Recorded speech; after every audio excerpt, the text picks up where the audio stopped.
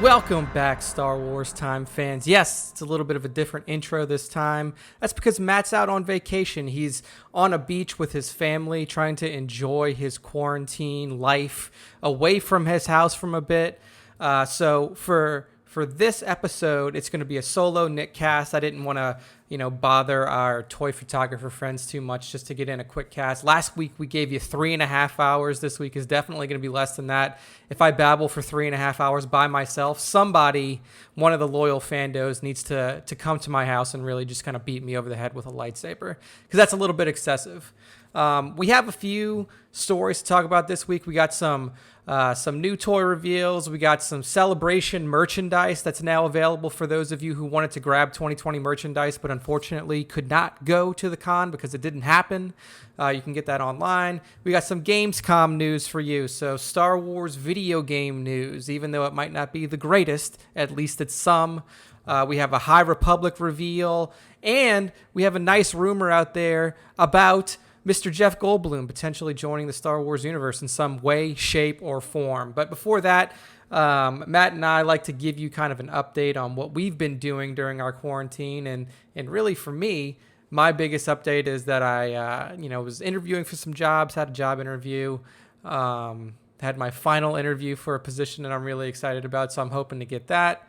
And the biggest Star Wars news for me is, one, I was finally able, for those of you who have listened to the show for a while, I was finally able to update my delivery address for my Darth Revan Black Series Saber. So that should be arriving to my actual home address now instead of just an apartment that I no longer live at. I believe it should be getting here within the next week or so. So if I get it before next week's cast, and we will be live streaming that when Matt's going to be back in the pilot seat and I'll be in the co-pilot seat, I will try to show off that Saber to you guys if I get it before we go live. If we don't, then I'll show it to you next week. I have my edition of Thrawn Ascendancy Chaos Rising also arriving this Thursday, I believe. So aces all around there. I'll give you guys the lowdown on Chaos Rising as soon as I finish the book. Now, as you know, sometimes I read fast, sometimes I read slow. So it may be a week after I get it. It may be a month after I get it. So who knows? But that's on its way. And I'm continuing my playthrough of KOTOR. And one thing, man, that for those of you who have played the game and, haven't picked it up in a while, or for those of you who haven't played it at all, like, one thing that I want to remind everybody about is the nuance that goes into this game and how your decisions truly affect everything that goes on in this game. And kind of, I'll throw out a spoiler alert for those of you who don't want to be spoiled for a game that came out almost 20 years ago at this point. But, as you progress through the game, you're building relationships with all of these companion characters that you have. So, you have Carth Onasi, Jolie Bindo, Mission and Zalbar and Canderous and HK-47 and Juhani and even T3, even your droid character, like your astromech droid character. So you're building relationships throughout all of these, all of your missions and spending time with all of these characters. And eventually, once you kind of progress your relationship arc far enough with certain characters, you open up options to do missions for them. With Mission Veo, your Twi'lek companion, she wants to find her brother. She wants to try to, she had a bad relationship with him, and the way that things ended was sour. She wanted to see if she could kind of, rekindle that relationship. And in my case, that we met up again, and things just didn't go well. They did not have this grand reunion that you expected. But the one that really got me was Carth Onasi, so your pilot friend that you meet first, above anybody other than T3 in the game. Eventually, throughout the storyline, he realizes that his son Dustil is off on Korriban at the Sith Academy, and the relationship between Carth and Dustil did not end well due to the fact that Carth was not there when his family was killed. Dustil survived this raid attack from the Sith on his homeworld, and he just holds a lot of resentment towards Carth and towards his father. So eventually throughout that relationship arc, Karth wants you to find Dustil, and he wants to try to, again, salvage that relationship and really pull him back into the fold, get him away from the Sith Academy, get him away from the dark side. And in order to do that, once you arrive on Korriban, you get to the Sith Academy, you have to, Dustil says that you have to prove to me that the Sith are bad. I want physical proof that the Sith are bad. And I'm like, man, okay. And it's been a long time since I've played this game, and I can't even remember if I did it correctly the first time. So I'm sitting there, and I'm going through all of my conversational arcs that you go through with all of the characters in the Sith Academy. You have your primary Sith Master, then you have the apprentice to the Sith Master of the Academy, and basically what happens is you kind of have to choose sides a little bit. At one point during your time there, the apprentice says, hey, you start a conversation arc with her, and she says, hey, I want to overthrow the Sith Master Duran. I want to, it's my time as a Sith to strike him down and then become the master myself, and I want you to help me. And you have the opportunity to tell that Sith Master about this plot. And I did not do that. And unfortunately, that was one of the only ways that you could get into his chambers, where the definitive proof that the Sith are bad, it was hidden.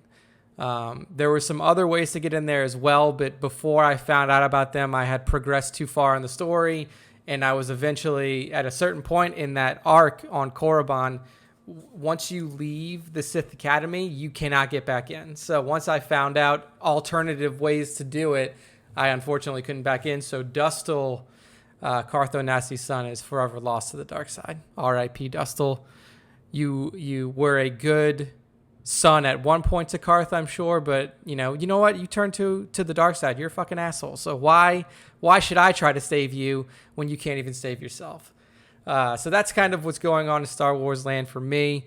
I also received my Star Wars Time shirt from Teespring. I ordered a sample for myself, and what's funny is I'm 90% sure that they sent me the wrong item, because I ordered an actual T-shirt and not a long sleeve shirt. And I'm looking at my order right now. It's a Star Wars Time T-shirt on my order from Teespring, and they sent me a long sleeve shirt. So I'm not too upset about it, but I do have a piece of Star Wars merchandise, Star Wars Time merchandise from our Teespring now.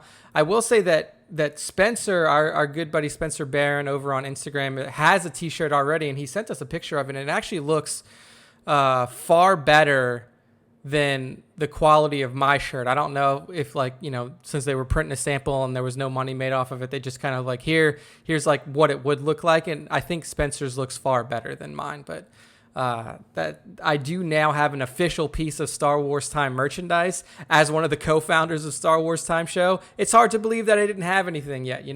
Matt's whipping the hat all the time. And as everybody knows, I have a weird head and it doesn't fit me correctly, so I can't whip one of those. But now I got the long sleeve. Once winter comes around and we're recording during the winter time, I will sport that on the live stream to show my love for the thing that I created. So that's the bit of life updates from me. For those of you listening out there, if you listen to this cast before the news comes down, send me some positive vibes, send me some positive force energy, so I can, have a good shot at getting this position. So that's the updates. And now it's time to jump into the actual Star Wars news for this week. And like I mentioned up in the front, we had a decent bit. It was nothing huge. It was nothing like groundbreaking. The leakers who predicted the Mando Season 2 trailer still has not come out yet. So these leakers can really just, try to figure their shit out a little bit more. I looked on the Star Wars Leaks subreddit to see if there was anything on there that was worth mentioning, and all I saw was Corey from KRT saying, well, all I can say is that the people, our sources, say that Mando Season 2 looks awesome.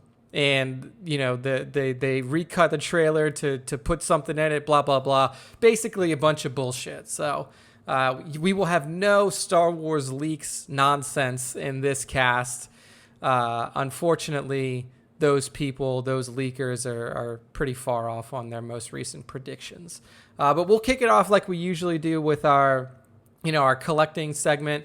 We have 2 new reveals here from Hot Toys, and that is Season 7 Ahsoka Tano 1/6 scale and 501st Clone Trooper 1/6 scale. The people listening here, you've always heard Matt talk about Hot Toys. You've probably heard Jared and Jason and many of the other toy photographers talk about the quality of Hot Toys. And this Season 7 Ahsoka reaches that level plus some. I mean, you get some excellent pieces here. So she has a soft goods cloak, similar to the one that you see at the end of Season 7 when she's standing on the planet, kind of amongst the graves of her fallen clone trooper comrades, and she whips up that hood. So you have an all gray soft goods cloak. You get her 2 blue lightsabers that Anakin gave her. So she's not whipping her old one. She's actually whipping the blue lightsabers. You get a thermal detonator. You get a bunch of different hands. You get the stand for, and you also get 3 basically holo communicator variants. One with Yoda, one with Obi-Wan Kenobi, one with Anakin Skywalker on it. So you can kind of pose her looking at the holo communicators, talking to each of those individual masters. Yes, Anakin was a master at this time. Even though he wasn't, he was on the council, but he was not a master. Forgive me. But in my mind, he should have been a master. That was just Mace Windu's dickishness that kind of took that away from him. So you get, what I think is really interesting about this Ahsoka is that her face sculpt actually makes her look slightly older than what I can remember from Season 7. She looks like a much more mature Ahsoka, which I think is really cool because it's leading into what we're eventually going to see in Mando Season 2 with a much older Ahsoka, even leading into Rebels, where you do get a more mature-faced Ahsoka Tano. You get to see her as more of an adult than the child / teenager that she was during the Clone Wars. So this face sculpt is a really cool middle ground between like early seasons Clone Wars Ahsoka and Rebels Ahsoka, where she is much older. So that's the Ahsoka Tano version of this, and then you also get the 501st Battalion Clone Trooper, which Matt was very impressed with, especially the deluxe variant, because with the deluxe variant you get a ton of new accessories. So you get a rotary cannon, you get a clone backpack, a Clone Phase 1 helmet, and then you also get the Siege of Mandalore. They call it the Ahsoka Clone Unit helmet. So the orange helmet that's worn by all of the 501st that was basically given to Ahsoka to lead into the Siege of Mandalore at the end of Season 7. With the clone variants and, whether it be 1/6 scale, 1/12 scale, or anything like that, you always get a very similar look to them. There's not much variation you can put into a clone.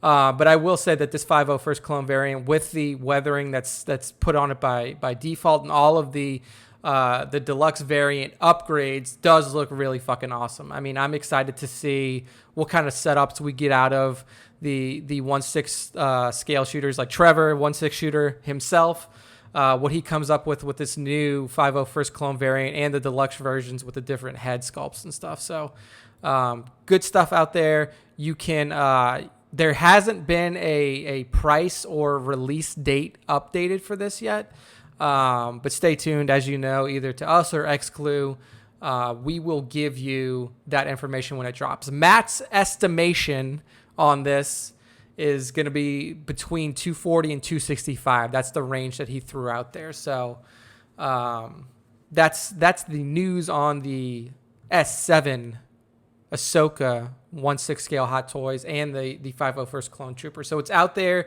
Check out StarWarsTime.net. Our post is on there, and it's got all the cool shots that you want to see on it. So check that out.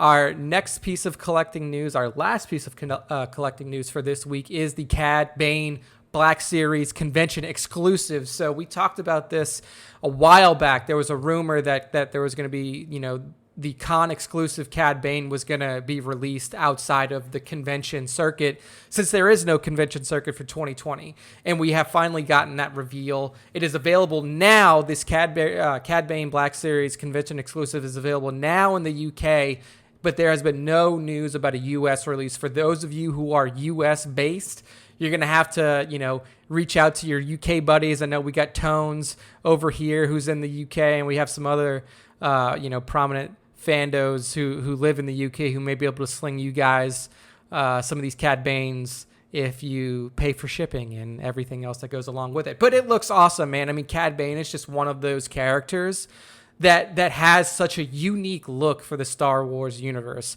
The Duros with the fully red eyes, the blue skin. He just pops so much when you compare him to other aliens in Star Wars. I mean, the only person that is as vibrant as him, that in my opinion, is somebody like Thrawn, that has the same kind of color palette, the blue with the red eyes. And then you have, some of the brighter colored Twi'leks and Togrutas like Ahsoka Tano or like Shakti, something like that. But it's you rarely see a bounty hunter that has this awesome look like Cad Bane does. So if you look at what comes in the box, so you get Cad in his full glory, and then with his brown coat, his hat, you have the tubes coming off the side of his head. And in my opinion, his face sculpt's really cool because it looks menacing. He's got like a grimace on his face, like I'm going to fuck you up, get ready to get shot in the head kind of look from Cad Bane. He also comes with his 2 blaster pistols as well. So if you've seen Clone Wars, you know that he always whips 2 pistols. And then he also comes with his mini droid companion, to do 360. So that's going to be all you get in the package for the Cad Bane Con exclusive release in the UK. Like I said, we don't have any news on a US-based release for this, but if we do get any news on it, we'll let you guys know first, because that's what we do. We put it up, you guys read it. Also, this comes in the new Black Series box, so you get an awesome little, mural of Cad on the side of the box. Ace is all around, in my opinion. I mean, we talked about this Cad Bane exclusive a bit a while back, and it kind of lives up to the expectations of a con exclusive Black Series, in my opinion. Now, if Matt was here, he'd probably be shitting on it because I don't know anything about toys, and he does. But I think it looks cool because I think Cad Bane looks cool.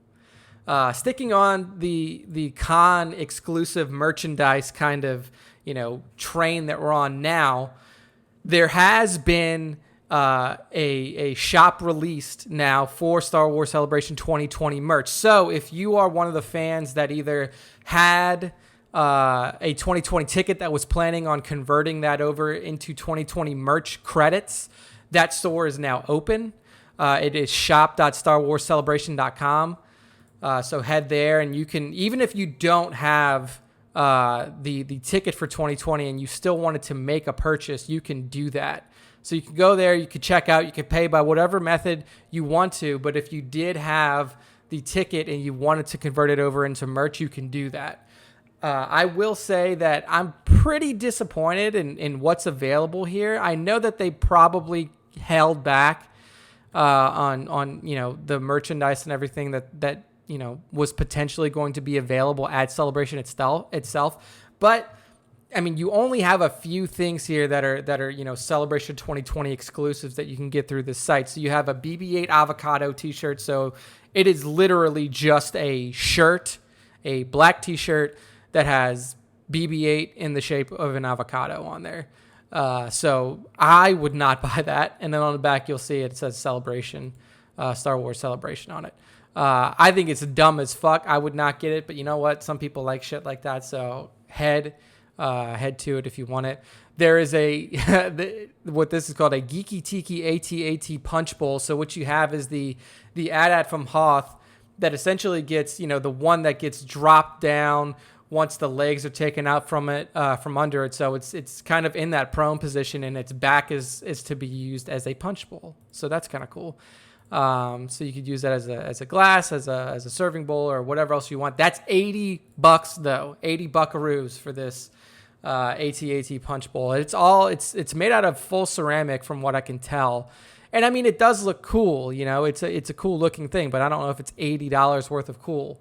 One thing that you'll notice too is a lot of this merchandise is going to be ESB 40th anniversary, either branded or themed. Because that is, 2020 celebration, as we can see from the releases now, from the reveals that we're getting now, probably was not going to have too many big, huge reveals that were going to shake up the Star Wars universe, that were going to, be worthy of merchandise. So it was probably going to be a 40th anniversary for ESB Heavy Con this year. So moving on from the Punch Bowl, you got a Minox suction cup plush, so you can put that on the window of your car. You have a Tauntaun and removable Luke plush. You have a pretty standard baseball tee, so a 3/4 sleeve baseball tee that's just got 40th anniversary. It says 40th Empire Strikes Back on it, and you have the silhouetted Luke and Vader fight from Bespin on there. Have a similar style hat with the 40th ESB. You have a blue jersey tee, so not a 3/4 sleeve, an actual just tee sleeve length that has the same exact thing on it, literally 40 Empire Strikes Back. And then you have some branded Anaheim merchandise. So you have a T-shirt here along with a pin. It's a T-shirt pin combo for $50 that has the 40th anniversary, themed T-shirt. It's got Anaheim 2020 Star Wars Celebration. You have Han, you have Chewie, you have Imperial Probe Droid on there, and then you also have the IPD Han and Chewie pins that come along with that. So that's $50 for the combo. You have a lunchbox, so like a tin. This is actually pretty cool for those of you who are collectors who like vintage style merchandise. This lunchbox at $20 is pretty legit. So it's a full tin rectangular lunchbox, 40th anniversary ESB branded, and it does have the old style kind of comic animation on it. So it's really awesome. The side panels have Vader, Tauntaun, Luke on Tauntaun on there. The front panel of it is Han, Leia, C-3PO, and Chewbacca on the Falcon. So if there was one thing that I would probably make a purchase on here, it would probably be that T-shirt. Or not that T-shirt, this tin lunchbox. You have 3 other T-shirts that are, ESB 40th themed. So a lot of different variations of shirts for ESB 40th merchandise. You have the Empire Strikes Back Millennium Falcon interior cockpit shot that you can buy as a sunshade for your car, so that the shades that go up in your front window for those of you who live in super hot places like me, if you're a Texan or if you live in the South, during the summer, it's nice to have a sunshade for your car if you don't have a garage to park in or something that covers your vehicle. There's a Mando and there's a Mando pin set and T-shirt combo. So the T-shirt is the very, very similar to the Anaheim 2020 that has the Chewie, Han, and IPD on it. This one has Cara, Mando, and IG-11 on it. No Baby Yoda. And you also get the matching pin set as well. So you get the Cara, the Mando, the IG-11 pin set. That is a $50 combo as well, but that one is sold out currently. And then when it comes to, when things are sold out here, I don't know if they restock. Like, I really don't think that they're going to restock a lot of this merchandise. Like, once it's gone, it's gone. That's the only thing on the store that is sold out, though. Everything else is still available. And then the final piece of merchandise here is a Tross T-shirt and pin set combo. So again, very similar to the Mando and to the ESB 40th. You have Anaheim 2020 on the shirt, Star Wars Celebration. Your trio on this one is actually, it's a pretty solid trio. You get Babu Frick, you get C-3PO, Red Eye C-3PO. So you get, Rampo, as people were expecting, but that did not come to fruition. And then you also get Zori Bliss, and that is the trio on the pin set as well. So any pin set T-shirt combo is $50. You can look for that. The standard T-shirts are $30, between $32 and $30. And then the lunchbox tin is $20 if you want that. So check it out. All of the merchandise is up there and available for you to purchase at your own Discretion, shop.starwarscelebration.com. Hit it up. So that's the collecting and merchandising side of our podcast this week. Some new things out there for you collectors, and if those of you who were super stoked about Celebration 2020 want to be able to have something from it, you can get it now. Shop.starwarscelebration.com. Staying on the con circuit, there is actually a con that went off this year, and this is Gamescom 2020. Now, it wasn't in person. You didn't have the crush of people that usually show up to the big German game show, but you still did get some good reveals. You still did get some looks at upcoming video games. And hey, there was some Star Wars stuff in there as well. Unfortunately, it was mostly Star Wars stuff that we knew about, and the looks that we got I wouldn't say that they were super, super special. They didn't really give you a ton of information or a ton of new looks at these games that you would be excited about. I would say that the biggest one that we got was finally some gameplay from Star Wars The Skywalker Saga, Lego Star Wars The Skywalker Saga, that is. So we get a gameplay trailer. It's about 2.5 minutes long. It's not showing you, it's not like an actual gameplay walkthrough or a demo or anything like that. It is a trailer that kind of cuts through areas of gameplay to give you that cinematic, Skywalker Saga trailer. So you get to see from the beginning, from episode 4, boom, you see some of that. You see some some prequel era stuff. You see some sequel era stuff. And I will say that the gameplay actually looks really fucking good. I mean, the Lego games always have, really fun, quirky gameplay. They always have comedic moments added into it. In this trailer, you get to see, when Rey goes to Acto and she's handing over the saber to the obscured Luke, because that Luke is like turned around. You see his back with the cloak on it. When Luke turns around, it's actually just 3. It's 3 of the birds that just fucking slipped my mind.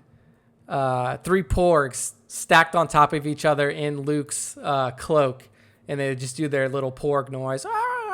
And then actual Luke kind of comes in from the left and is like, "Oh, there's my robe." So you get a good 2-minute long gameplay trailer for Skywalker Saga.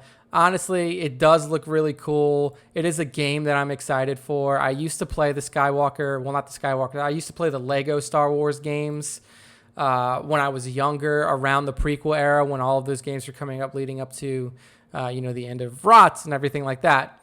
So that one's really cool. Spring 2021 release date. So we have a while until it comes out. And right now I don't think that they announced any actual consoles that it'll be on, because more than likely you're going to get this on PS5 and Xbox Series, whatever the fuck. Xbox Series S, Xbox Series X, whatever series you get, it will be on that. Unsure about the backwards compatibility. So a lot of games that are releasing now, if you purchase them for one generation, they will also be playable on another. More specifically, if you purchase them on PS4, Xbox One, there will be cross-generation compatibility with the PS5 and Xbox Series, whatever. So that is not known yet for this game. It looks like Xbox Series X and Xbox One is what it's planned for right now. I'm sure that will also release on PS5 and PS4. 4K, HDR, so you're going to get full resolution. It's not going to be some chinky, dinky, rip-off version of the game. But that is available spring 2021. We also got a single-player they call it a single-player preview for Star Wars Squadrons. Honestly, it was pretty disappointing in my opinion. They show you basically 2 minutes of one of the missions that you would be going on the Imperial side of the single-player story, because your story is split into 2. Your story is split into New Republic and Imperial Remnant. And one of the missions that you go on the Imperial Remnant side is a extraction and I guess it would be, an extraction and a, what is it called? It's like you have to escort mission, extraction and escort. There we go. I'm not that fucking dumb. I figured it out. Give me a little bit of time. So you as an Imperial Remnant pilot, you're the player that you're playing as the entire time, because you play as one person on the New Republic side, one person on the Imperial Remnant side. You are sent to go behind enemy lines above Hosnian Prime. So this is before, like I said, this is, this game is taking place well before TFA timeline. So this is still when the Imperial Remnant was around. This is not First Order yet. This is still pretty soon after the fall of the Empire, after Return of the Jedi. But you're going over Hosnian Prime to rescue and escort one of the, one Imperial Remnant pilot that's caught behind enemy lines. So you have to go through and basically assault the enemy blockade, the New Republic blockade. And to do that, you have to do what you did in, some of the older games, like, Battlefront 2's aerial missions. So you have to go through, you have to knock out the defenses on each ship. So you knock out their life support systems, knock out their shield systems, knock out their communications relays and all that stuff. And once you do that and you clear out the blockade, then you start the escort portion of your mission to take this Imperial Remnant pilot from there above, from the area above Hosnian Prime to the extraction area. And then boom, there you go. Your mission is over. It was pretty basic, honestly. You didn't really get to see a lot. You got to see, I think what, the beginning of the video essentially shows you the game's prologue, from what I can tell. It's Leia. It's a voiceover of Leia kind of walking you through the events that led up to the story that's being told in Star Wars Squadrons. And then after that, you just get a brief look at was essentially the mission being given to the Imperial officer, who then gives it to you as the pilot to undertake the mission. So it was a cool look. For those of you who haven't seen any Star Wars Squadrons gameplay yet, it will be super exciting because the game itself looks awesome. It's an awesome looking game. There's lasers flying everywhere. You're in fucking space. Your cockpit looks dope. And it's just it's a cool experience. The game does look like it's going to be a cool experience. I was just hoping to get a little bit more from this trailer, literally 3 minutes. But like I was saying in the in previous podcasts, you probably weren't going to get too much on these games. But we're still looking down the barrel of an October release for this game. So for those of you who are interested, Xbox One, PS4, PC, get ready for it. October, some point in time. The last piece that we got here was actually super disappointing for me. Like, when you go to Gamescom, it's the biggest gaming convention of the year, alongside of E3 and Tokyo Game Show. Like, this is, there was a reveal, like, oh, this never before seen Star Wars content is coming to you. What could it be? And I was looking forward to like an actual like new game. Like, what is this new game going to be? And come to find out, it is literally a Sims 4 expansion that allows you to build and live out your Star Wars Sims fantasies on Batuu. So this Sims 4 update, or whatever it's called, expansion pack, it's called The Sims 4 Star Wars Journey to Batuu. It is releasing on September 8th, 2020. So if you have Sims 4 and you want to play this through and have some fun in Batuu, you can do that next week. It'll be available Tuesday, September 8th. But that was really it, man. It was disappointing in my opinion, from the reveals and stuff here. Yes, it was really cool to see actual gameplay of Star Wars or Lego Star Wars Skywalker Saga. But in my opinion, what was shown of Squadrons was pretty meh. And then the reveal, like this reveal of the Batuu expansion for Sims 4 is just like, really? Really? Is this what fucking EA is doing with the license? Like, stab in the chest. One other piece of updated news for games is if you are a SWGO player, there are 2 new characters that are now available or will soon be available for you to start your journey to unlock, and that is Old Man Luke, Acto Luke from the from the sequel trilogy, and resurrected Emperor Palpatine from the sequel trilogy as well. Both of those are available for you, or now available in the Journey Guide. So if you go to your Journey Guide on Star Wars Galaxies of Heroes or Galaxy of Heroes, you'll see them right next to, basically Tross Rey and Tross Kylo. These are both considered Legends characters as well, or Galactic Legends. So that's like a new designation for characters. You have legendary characters like CLS, Commander Luke Skywalker, like Emperor Palpatine, regular Emperor Palpatine.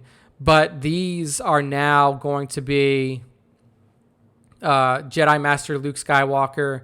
And they don't actually call him Palpatine. They just call him Sith Eternal Emperor. These are now considered Galactic Legends as well. And if we know anything about, the way that these have shaken out, I expect Sith Emperor, Eternal Sith Emperor, so basically Tross Palp, to be a little bit stronger than CLS. Like, if you look historically through the game, the dark side always kind of has a little bit more power, except with Galactic Legend Rey versus Galactic Legend Kylo. Supreme Leader Kylo is actually significantly weaker than, whatever you want to call her, Jedi Knight Rey, or I just call her Tross Rey. I expect Sith Eternal Emperor to be probably better than Jedi Master Luke Skywalker. There are a lot of the way that these journeys work now for Galactic Legends is that they're done in 3 sections, and each section has their own prerequisites behind it, and they are not easy prerequisites. Like, these are high level relics that you need to have on these characters to be able to do it. So the first set of prereqs for Sith Eternal Emperor is Emperor Palpatine, Standard Emperor Palpatine, Relic 7. Darth Vader, Relic 7. Royal Guard, Relic 3. Admiral Piet, which is the new release, Relic 5.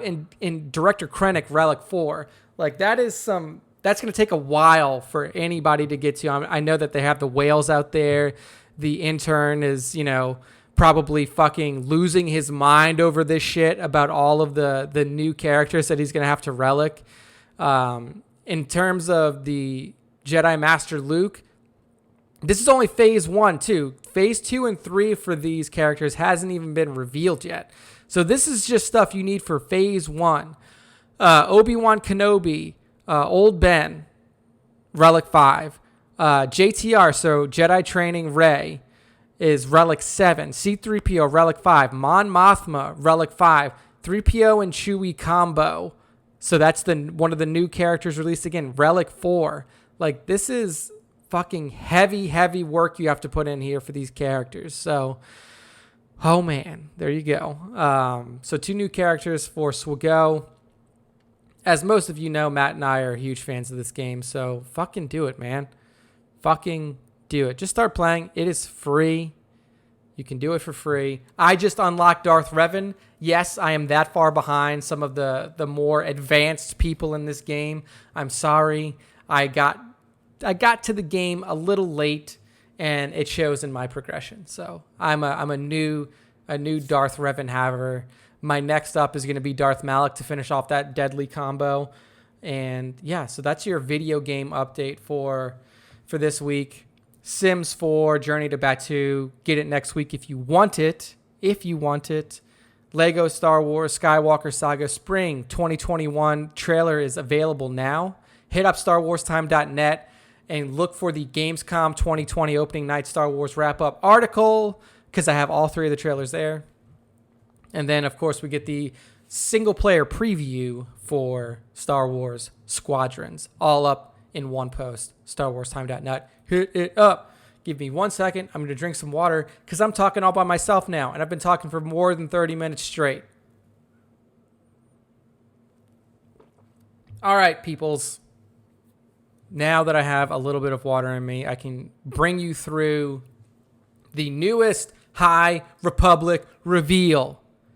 It's the thing that everybody who is a Star Wars Expanded Universe novel/comic book fan is probably getting pretty excited about. We were supposed to have High Republic in our hand already, actually. September 1st was the initial release date for Charles Soule's The Light of the Jedi, the High Republic launch novel that I was pretty hyped about. But unfortunately, it got pushed back. In its place is now Thrawn Ascendancy Chaos Rising.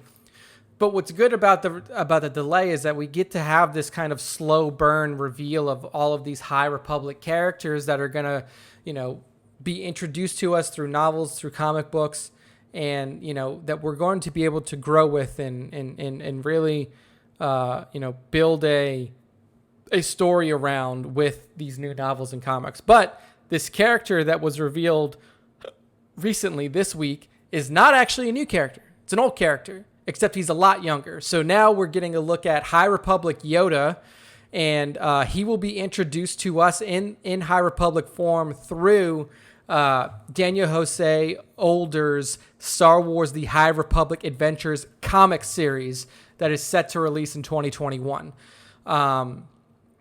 This version of Yoda is, again, 200 years younger than we remember him in ROTJ. So in the original trilogy timeline, he was 900 years old, around 900 years old. He didn't give us an exact number, around 900 years old.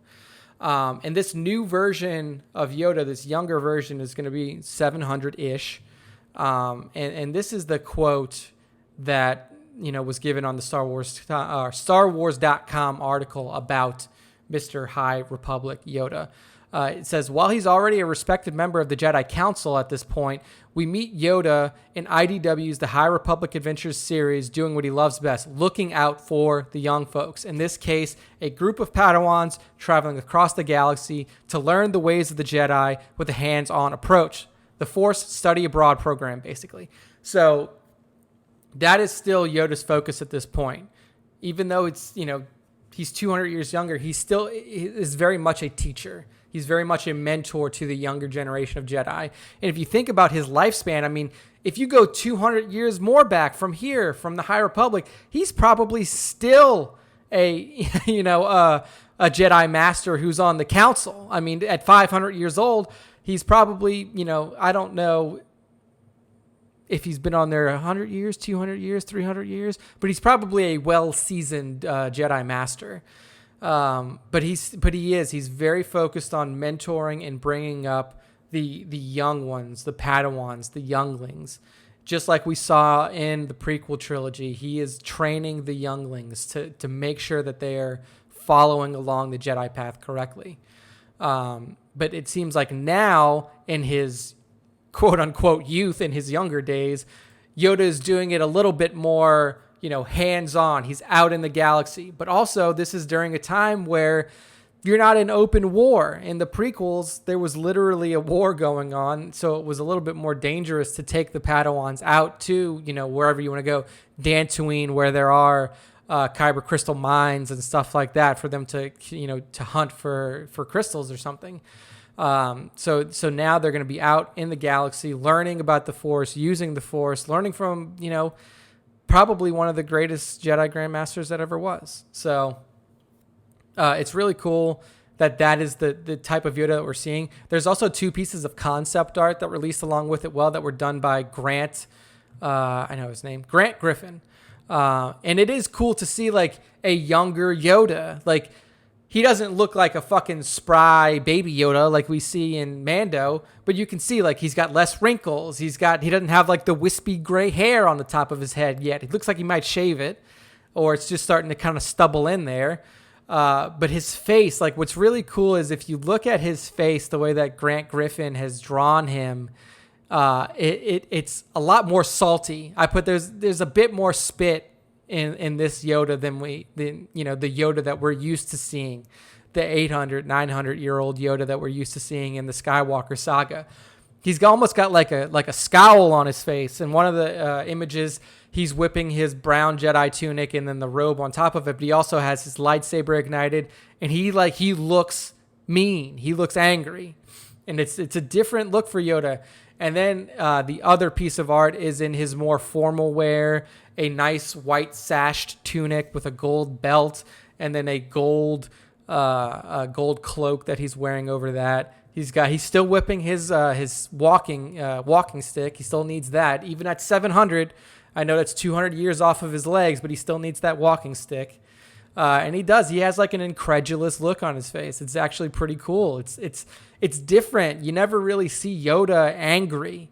The one time that we really got to see, or two times that we got to see Yoda like that was, him fighting Sith when he first fought against Dooku in episode 2. But even at that point, like, he's just fucking with Dooku, and you could see it on his face. He's like having fun with this guy.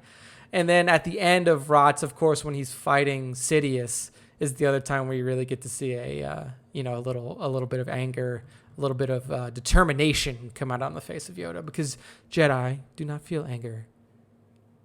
They are at peace with the world and with the Force. So go check it out. StarWarsTime.net, High Republic Yoda Revealed is the name of the article. It's actually pretty cool just to look at these 2 concept art pieces, get some thoughts behind Grant Griffin and the other members of the LucasArts or Lucasfilm art department that are working on this High Republic era. So good stuff there. The last piece of news before we get into our fan segment for this week. Yes, there was no question of the week. I did not want to burden all of you people with a question of the week, and it was just going to be me here by myself. We did have 2 battles go off, so I'll recap those, and then we have our top 5 as well. But this last piece of news is something that I'm super fucking stoked about. It's a rumor. It didn't come from Star Wars Leaks. It came from an interview with one of my favorite actors, okay? Like, this guy is somebody that I've been enjoying his work since I was a child, and it's Jeff Goldblum. So Jeff Goldblum sat down with Insider magazine for an interview, and somehow or another, it came up, like a question came up from the Insider interview, and they asked him, was like, "Oh, what's your thoughts on The Mandalorian?" Jeff is a purveyor of geeky things. I mean, if you look at his resume, his IMDb page, he's got, Jurassic Park 1, Jurassic Park 2. He's going to be in Jurassic World Dominion, I believe. He was briefly in Jurassic World Fallen Kingdom, The Fly, Thor Ragnarok, Independence Day. If you like Wes Anderson movies, he was in The Life Aquatic and all of these other great kind of geek properties. So, when somebody, sees Jeff Goldblum, they're going to ask him some geeky questions. And his response to what are your thoughts on The Mandalorian, he said this. He said, "I'm a fan of it. I'm a fan, of course, of Taika Waititi. I adore him. Always did before I even worked with him. And maybe we'll do something again together. We've talked about doing something else that has to be secret right now, but I would do anything with him, sure. And Disney Plus are just a great bunch." So when I read this, I was like, holy shit. I mean, yes, Jeff worked with Taika on Thor Ragnarok. He was the Grand Master in that movie. And Jeff was fucking great. If you haven't seen Thor Ragnarok, well, one, if you haven't seen Thor Ragnarok, that is the movie that really changed, not really, I wouldn't say completely changed the tone of the MCU, but it revitalized the feeling around the MCU, especially around the Thor character. Thor was kind of like, Thor had a really fucking great first movie, then had a really down second movie, and then Thor Ragnarok was just like, boom, stratospheric work, and it was done by Taika. So that is what's interesting about this, is that these 2 characters, or these 2 people, are linked already through Thor Ragnarok, and now we know that Taika is signed on to do what we assume is the next live-action Star Wars film, not Disney Plus, TV show, not Disney Plus property, film. So, and like Jeff said in this, he says, we've talked about doing something else that has to be secret right now. So in my little Star Wars fan head, and also Jeff Goldblum fan head, I'm like, fucking Taika is going to put Jeff Goldblum in the next Star Wars movie. I don't know what he's going to do. I don't know what his piece is going to be. I don't care if it's a cameo. I don't care if it's a bit role. I don't care what. I don't care if he's an alien or what. I want this to happen just because, Jeff Goldblum, whenever he's in something, just brings this sense of like, fun to it. He plays fun characters. So I would really like to see Taika work him into his live action Star Wars movie in some way, shape, or form. I just want to see that happen. So that's like this, this piece of news here this not really news, but this potential rumor that Jeff could be coming to the Star Wars universe. And I think it would be fucking awesome. The two have a great rapport already. Jeff has said just, in this quote that he loves to work with Taika. So I'm a big fan of this. Get Jeff Goldblum in the Star Wars universe. He's already in the Jurassic Park now universe. I mean, you have Jurassic Park 1, 2, 3. Then you have Jurassic World 1, 2. And we're getting ready to have 3. He's already in the MCU. Get him in Star Wars. We need some Jeff Goldblum in our Star Wars, man. I'm a big fan of this rumor. I really do hope it happens. And that's it. That's it for the news this week. I mean, it was pretty light. Like I mentioned, there was really nothing on the Star Wars leaks Reddit subreddit, because probably they've realized that their leakers are a bit of fortune tellers, and maybe they don't always hit on things. I mean, we'll see what happens with that whole subsection of the Star Wars fandom. One other thing that I will mention is I didn't choose to write this because I didn't think it was really necessary, and it was probably just going to cause a shitstorm amongst Star Wars fans out there. But Daisy Ridley did have an interview recently with a entertainment news outlet. I don't know who it was, saying that directly after the release of TROS, she did have some trouble landing roles or finding work to be done.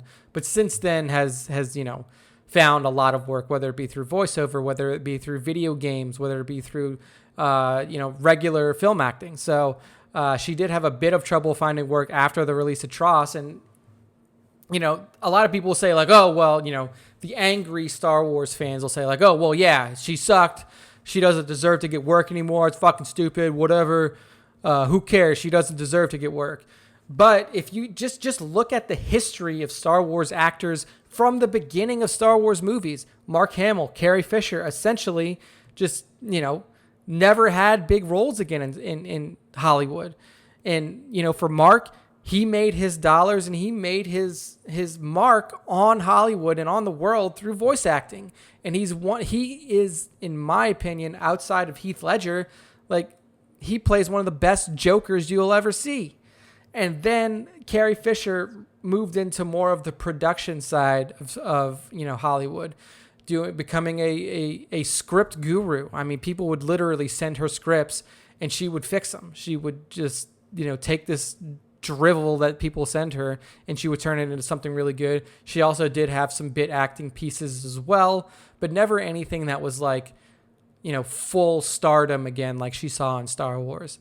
I mean, in the prequels, like, what other actor, has fallen off the map like fucking Hayden Christensen after the prequels, man? It was sad.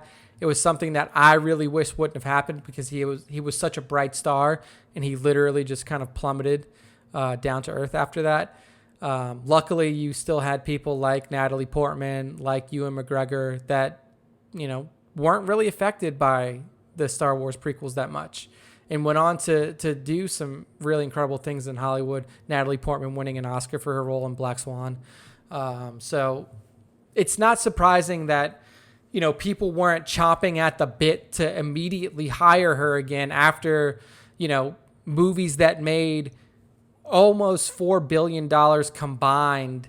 3 movies that made almost $4 billion combined had just finished their run. So, and, in that interview, she mentions that she was actually, she kind of panicked at first, but then, once things started rolling in, she was actually a little grateful that, she had some time off just to process what she had done, to let, herself kind of calm down a little bit after all the work she had put into Star Wars. So now you'll start seeing Daisy Ridley back out in Hollywood again, whether it be through voice acting or video games or, on-screen roles and stuff. She's getting those roles again. So not up on StarWarsTime.net, but I thought it was worth a quick mention here just for those of you who are interested in Daisy and her work. By the way, if you want to see her on something other than Star Wars, go watch Murder on the Orient Express. It was a movie that released 2-3 years ago. It was definitely after TFA, so go check that out. Very good movie based off an Agatha Christie novel. Good stuff. All right, let us now transition into the fan segment of the podcast. It won't be as long as it usually is, but I'll still give you all the information that you need to know from the boys. First up is going to be our battle bracket update. The droid throwdown is what I'm calling it, or I'm shifting in between names now. I'm just trying to decide on something that I like. But first up, I said the droid battle royale, and the first battle of that was Chopper versus BB-8, and this was a pretty hefty blowout here. This was 77% to 23% for Chopper, 83 votes to 25 votes. Notable BB-8 voters. I'm only going to call out notable voters for the loser from now on. I don't want to take up everybody's time here. Kingdom of Weird voted for BB-8. You have Apollo Ape voted for BB-8. And Beerman Photography voted for BB-8. In my opinion, it's a hard showdown. You have a BB unit versus a standard astromech unit, and I will say that that Chopper definitely seems more willing to fight than BB-8 does. You know, he's a salty little bastard, and he's gonna want to fight more than BB-8 wants to fight. And you know, I think even though that they have comparable pieces of equipment to blast each other with, Chopper's rocket pack, his ability to kind of like rocket off and fly, might give him an advantage in this fight. So I can see Chopper winning this one with no issues there. The other fight that we had up, these are essentially our play-in matches, was L337, so Leet from Solo versus the B1 battle droid from the prequel trilogy, so just from the standard prequel trilogy. This one is actually super low voter turnout, only 51 votes total. Like that's very disappointing, where we had over 100 votes for our BB-8 versus our Chopper set here. So that's really fucking disappointing to see that, you know, essentially nobody voted on this. But right now it is, let's see, it's 58 to 42 for L3. So 31 votes for L3, 22 votes for BB, or for the B1 battle droid. B1 voters, Kingdom of Weird, Klaatu, Lima 4 Photos, SWTS, Wild Wing, Nico Tronus, Boss the Jan, Star Wars Toy 73, Liam, Papa, Action Figure Snaps, Miss Geeky Gem. I will say, guys, I know the B1 battle droid has a gun, but the B1 battle droid they were literally accidentally killed by fucking Gungans in episode 1 in TPM. Jar Jar Binks would accidentally kill them. He got the body of a B1 battle droid stuck to his foot, and he was just accidentally shooting and killing all of the ones around him. They were so bad they couldn't shoot an alien that was completely unarmed and flailing about like a fool. And L3, like Matt mentioned when we first did this bracket reveal, was literally found the first time that we saw her was in a droid fighting ring. She was in the fucking octagon for droids, just destroying people. So I will say that the closeness of this vote is a little weird, but it does look like L3 is going to make it out. So interesting voting habits here by the Fandos. Interesting voting habits indeed. So you're going to have Chopper moving on. You're going to have L3 moving on in this poll, and then we will get moving on to our next battles upcoming this week. So keep your eyes out on the stories. All right, that is going to move us in to our top 5 Star Wars fan artist features of the week, chosen by me and featured initially by Matt. So Matt sets up a bunch of awesome photos by a bunch of awesome artists on our Instagram page, and then I go through them and pick my top 5 for this week. And the top 5 this week is actually pretty awesome. It's filled with some new people. I think actually this may be the first time in a while where our entire top 5 are new featured artists. I don't think that we have one repeat feature here. Granted, I've been doing this for a while now, so I can't remember everybody that I've ever featured, but they, some of the names are definitely new here. So, to kick it off, the first top 5 entry is Marky Mark, Markie Marc 029 on Instagram. And what we have is a fucking awesome scene recreation from episode 8, season 1 of Mando. And it's Mando. Actually, this is a reimagining of a scene recreation. So in episode 8, you see IG-11 on the speeder with Baby Yoda on the front, zipping through, and you see like this blur effect in the background. IG-11's just fucking blasting everybody away around him as he's on the speeder. Now we see Mando on the speeder with Baby Yoda up front. You see Baby Yoda with his little face going on. Mando zipping through on the speeder.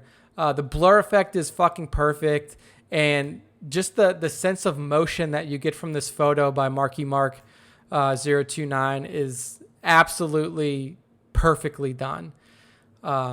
So it's a fucking great Mando Baby Yoda shot here at Marky Markie Marc Marc 029 on Instagram.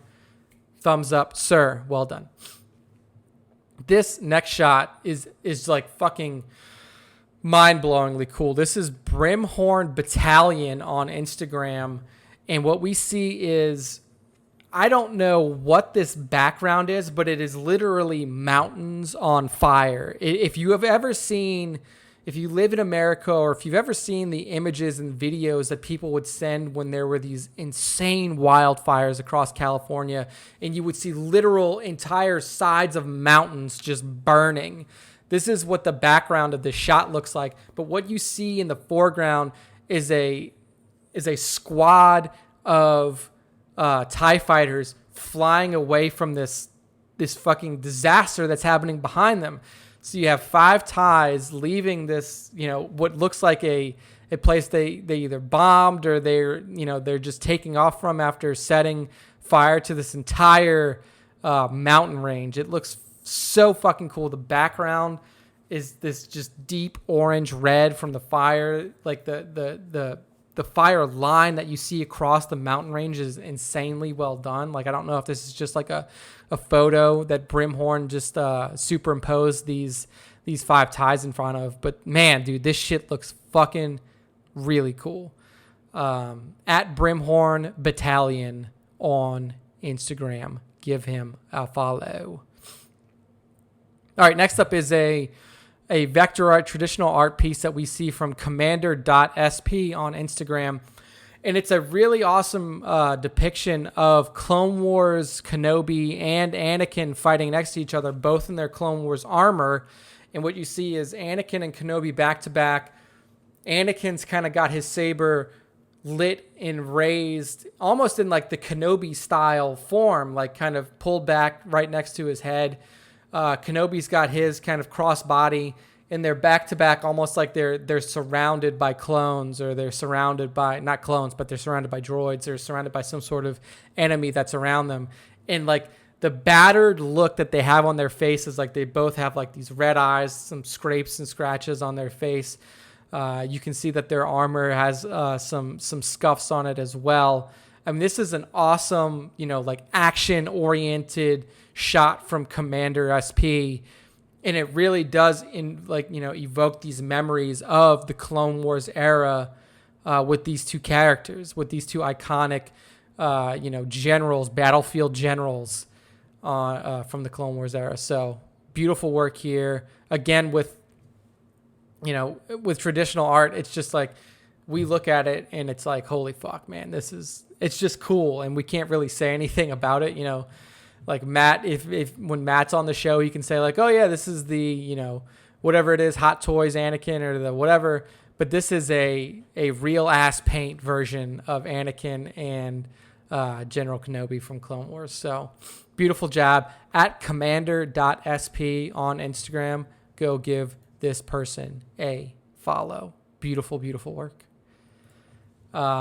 Next up in the top 5, we have visual _ approach _ photography with a fantastic scene recreation from ESB.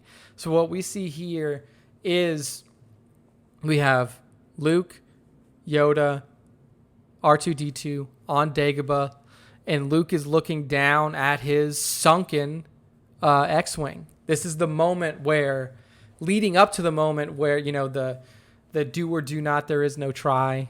This is why you failed. That moment where Luke is trying to raise his X-Wing out of the bog of Dagobah.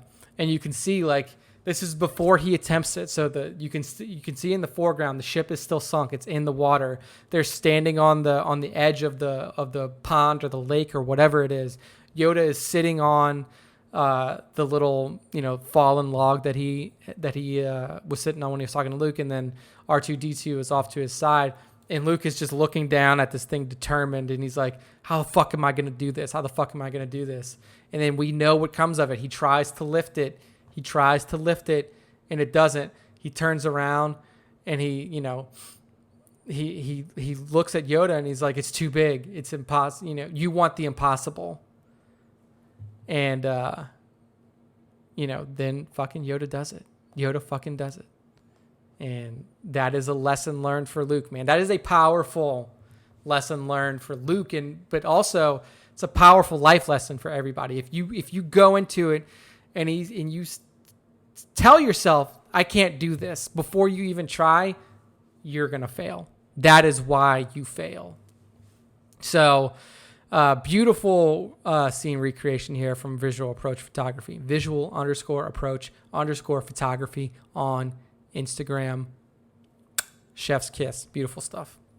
Last in the top 5, we have Odol Studio. ODOL _ studio. With a really fucking cool, I wish that I could, give you a more, a better breakdown of the shot, but what we have, it looks like a Black Series. It's kind of like a Death Trooper, but the helmet is different. It's not exactly a Death Trooper. It's an all black Stormtrooper. It has the Imperial insignia on his shoulder, but it's rubbed off. It's very weathered. And this black Stormtrooper is jumping out of sand. There's a cape behind him, and he's got this halberd, this fucking giant axe, and he's coming down at 2 Tusken Raiders in the foreground. One of them is just almost surprisedly looking back, is what the fuck is that? And the other one is pointing to him, come on, we got to get out of here. They're both holding their gaffy sticks. And this dude just fucking jumps out of nowhere with his fucking halberd in his hand, coming down at these 2 Tusken Raiders. The sand explosion, the particle effect that Odol Studio got in this is absolutely perfect. It almost looks like this dude was buried in sand and then rocketed out of the sand towards these guys. The posing is spot on. The particle effect is spot on. And just it's just such a fucking cool shot to see this black Stormtrooper. I don't think it's a Death Trooper, man. I think the Death Trooper helmet is different. You just see him jumping out of the sand, and he's fucking coming down on these guys, just ripping them to pieces. Getting ready to rip them to pieces. So, beautiful work here. Beautiful shot from @Odol _ studio on Instagram. That is our top 5. There's no top 1 or Matt breakdown for this week. But don't worry about that, because once he's back, we'll have our regularly scheduled program on for you guys. But that's the end. That's the end of the Star Wars Time Show for this week. You still got a good hour of content, so make your way slowly through the 3.5-hour marathon show that we gave you last week, and then take this one in. This is a nice little driving podcast. This is a nice little I got an hour of my day to sit down, drink a beer, listen to something. Listen to this cast, a little bit shorter for you. So, as we move into our dance, this will be a shorter dance. Matt likes to drag it a little bit. I'm just going to give you guys a nice little twirl, a dip, and then a slight kiss on the head for our dance here. So, as always, thank you all for listening. We appreciate all of the love and the support that we get from our awesome community. Our Instagram following continues to grow. Our podcast downloads, we want them to continue to grow above that 2,000, move into the 3,000s, and really get that up there. We appreciate all of the love and support that we get from our awesome fan base. And if you are a member of our fan base and would you like to interact with us more, you can do that on our Discord channel. Hit up our Instagram page, hit our link tree, and then at the bottom of that link tree, you will see the Star Wars Time Discord link. Jump in there. We have some awesome fandos in there already. We talk about a lot of things. We talk about Swago. People use the artist community channel to get feedback on their shots, get ideas, get ways to improve their toy photography. We have a show suggestions channel that you can use if you would like to see us do certain things. We read through those. Last week, we told you that most of our suggestions were to give shit away. And unfortunately, we already spend enough money doing the show, just hosting it, and then buying merch to sell to you people that you don't buy. But giveaways maybe in the future, but not immediately. But yeah, Star Wars Time Discord is there for you to use and peruse at your pleasure. Come join in. It's free. Discord's a free download on your phone or your PC, and it's free to be in the Discord community. So do that, and make sure to share us. If you like the Star Wars Time Show, share us with your friends. Subscribe to our podcast on all of the different platforms that we're on: Spotify, Google Podcasts, Apple Podcasts, Stitcher, Android, Deezer, whatever you listen on. And as Matt says, if you listen to the Star Wars Time Show, the Force will be with you always. Thank you, my friends.